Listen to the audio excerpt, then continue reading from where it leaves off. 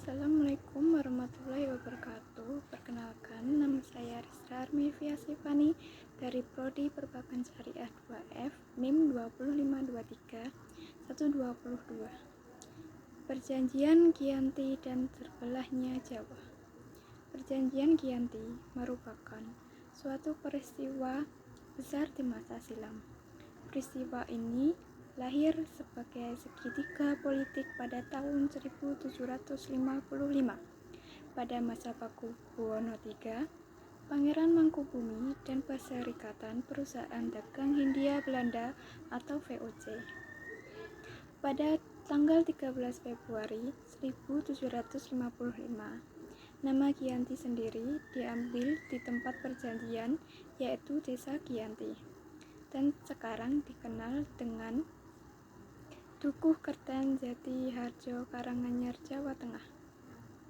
Dalam masa silam, perjanjian Giyanti dibuat berdasarkan meredam api konflik yang terjadi berlarut-larut. Masa perpindahan Keraton Kartasura ke Surakarta belum juga membuat api dari geger peristiwa belum mati.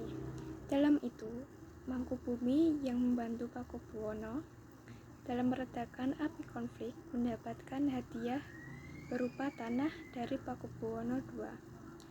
Namun, luas tanah yang dihadiahkan menuai kecemburuan salah seorang pangeran mengeluhkan ketidakadilan hadiah tersebut terhadap Gubernur Jenderal Baron van Evok. Lantas, sang gubernur memutuskan bahwa tanah tersebut tidak jadi dihadiahkan kepada Pakubumi. Perlawanan ini mengakibatkan Gubernur Fok Nicolaas Hartig mengambil sikap untuk menyelamatkan daerahnya secara tertutup. Hartig melakukan perundingan dengan Pangeran Pakubumi.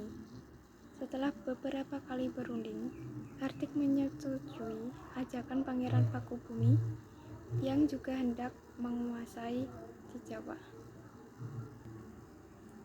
Pada tanggal 23 September 1754, nota kesepakatan VOC terlaksana dan nota tersebut disampaikan oleh Pakubuwono III, sang pengganti Pakubuwono II.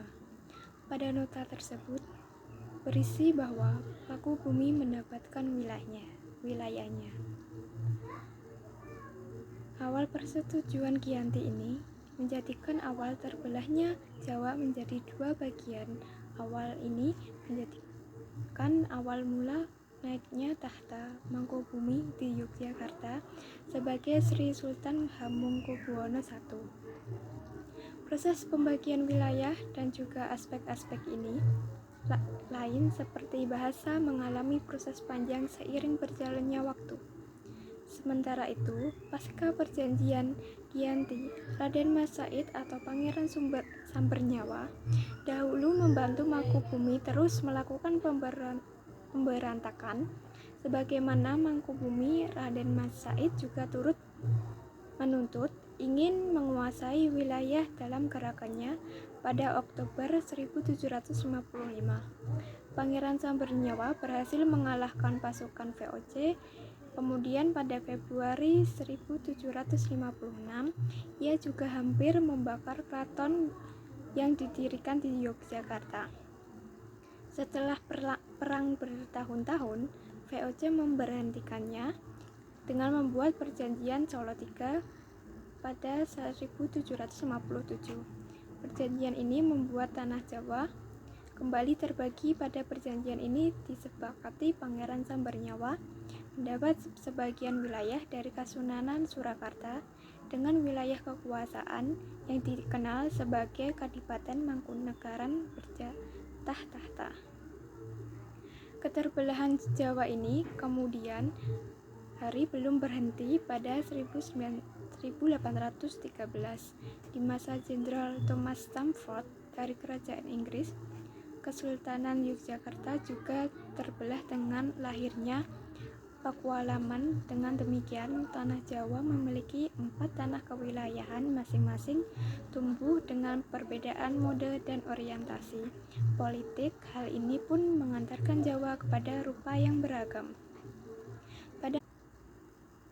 Pada masa 1940-an, membuat masing-masing memiliki nasib yang berbeda. Hal ini berujung dengan status menjadikan Keraton Surakarta, Kadipaten Mangkunegaran, menjadi situs cagar budaya, sementara wilayah Yogyakarta menjadikan wilayah istimewa.